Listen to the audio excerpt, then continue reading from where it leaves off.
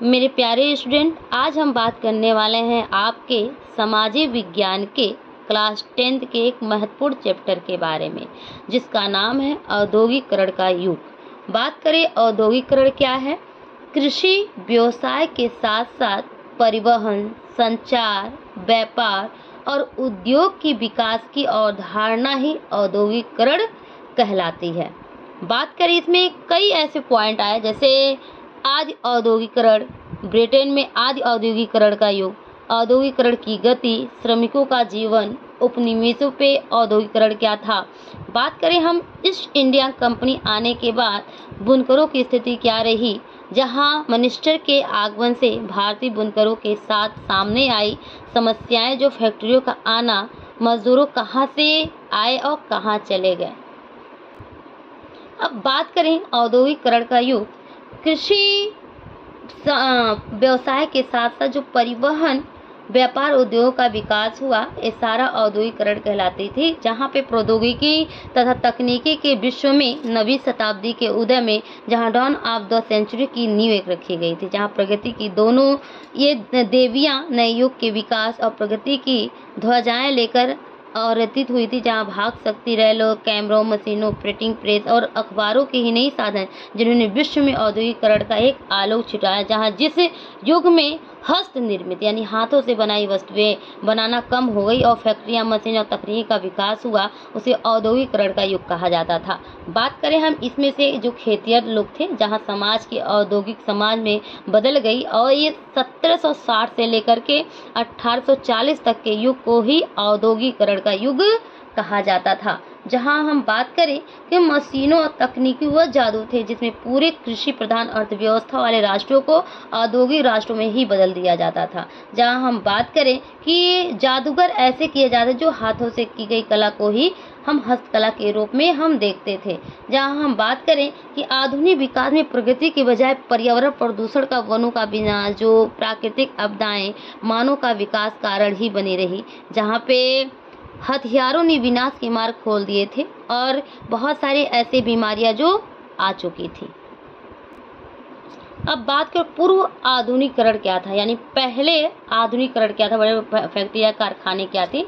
Europe में औद्योगिकरण के पहले काल को पूर्व औद्योगिकरण काल कहा जाता था, जिसमें दूसरे शब्दों में कहा जाए तो यूरोप में सबसे पहले कारखाने लगने के पहले काल को पूर्व आधुनिकीकरण का काल कहते थे।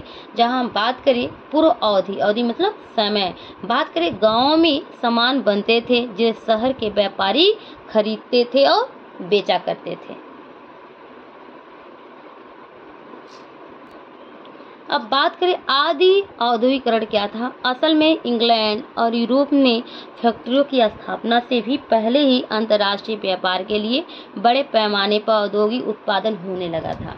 जहां ये उत्पादन फैक्ट्रियों में नहीं होता था, बहुत सारे इतिहासकार औद्योगिकरण के इस चरण को ही आदि औद्योगिकरण का नाम दिया जाता था। जहां हम बात करें कि औद्योगिकरण की नींव जो फैक्ट्री की स्थापना थी और श्रमिकों की कार्यशैली से पड़ती थी, बाद में ये उत्पादन और बाजारों में जुड़ जाती थी। आदि औद्योगिकरण के चरम इंग्लैंड और यूरोप में औद्योगिक क्रांति के से पहले ही पड़ चुके थे, जहां यूरोपीय व्यापार ग्रामीण किसानों और शिल्पियों के अंतर्राष्ट्रीय बाजारों के लिए उत्पादन करते थे।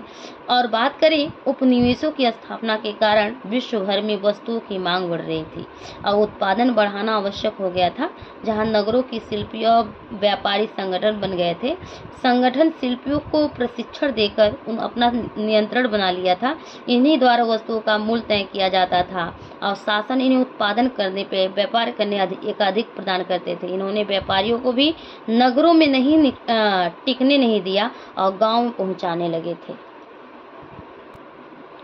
जहां बात करें व्यापारियों का गांव पे ध्यान देने का कारण शहरों में ट्रेड और क्राफ्ट गिल्ड बहुत शक्तिशाली होते थे। इस प्रकार के संगठन प्रतिस्पर्धा और कीमतों पे अपना नियंत्रण रखते थे। वे नए लोगों को बाजार में काम शुरू करने से भी रोकते थे, इसलिए किसी व्यापारी के लिए शहर में एक नया व्यवसाय शुरू करना ही मुश्किल होता था। इसलिए वे गाँव की ओर मुँह करना पसंद करते थे। कुछ महत्वपूर्ण चीज थे, जैसे स्टेपलर, एक ऐसा व्यक्ति जो रेशों के अनुसार उनको स्टेपल कहा जाता था, ये उसे छांटता था। बात करें फूलर क्या था? ऐसा व्यक्ति जो फूल करता था, अर्थात जो चुनटों के सहारे कपड़े को समेटता था। बात करें हम कर्नरिंग की, वह प्रक्रिया जिसमें कपास या ऊन आदि रेशों को कताई के बुनाई के लिए तैयार किया जाता था, उसे कर्नरिंग कहा जाता था। बात करें कारखानों का उदय जब हुआ तो औद्योगिक क्रांति को जन्म देने का एक श्रेय इंग्लैंड को जाता था, जहां 18वीं शताब्दी में इंग्लैंड में कारखाने तेजी से लगने लगे थे। इंग्लैंड में सूती वस्त्र उद्योग की प्रगति ने एक ऐसा नया युग का सूत्रपात कर दिया, जहां इंग्लैंड ने कर्नरिंग, ऐंठन कताई एवं सूती लपेटने की नई तकनीक को जन्म देकर इस उद्योग के विकास की स्वर्णिम नींव रख दी। जहाँ पे ऐसा देखा गया। बात करें हम, कलाकार ने कहा कि अगर उस नम मौसम की नज़र से देखें जिसमें कारण लकाशया दुनिया में सूत कताई के लिए सबसे आदर्श स्थान बनता है, तो शाम के धुंधले में दमकता काटन में सबसे शानदार नज़ारा दिखाई देगा। बात करें हम औद्योगिक परिवर्तन की जो रफ्तार देखने को मिली कि औद्योगिकरण तेजी से बढ़ने के लिए अनेक कारण उत्तरदायी माने जाते थे। पहला जो था सूती वस्त्र उद्योग और कपास उद्योग में ब्रिटेन के विकसित उद्योग थे, जहां अंत में उद्योग 1840 में यह ब्रिटेन का सबसे बड़ा औद्योगिक उद्योग बन गया था। जहां बात करें, ब्रिटेन ने अपने उपनिवेशों से लोहा इस्पात मंगाकर सूती वस्त्र उद्योग को मशीनों तथा उपकरण का सुलभ कराकर औद्योगिकरण को गति प्रदान की। जहां 19वीं शताब्दी में तकनीक विकास होने लगा था, जहां श्रम विभाजन बढ़ने के लिए औद्योगिक क्रांति को ही बल दिया गया था।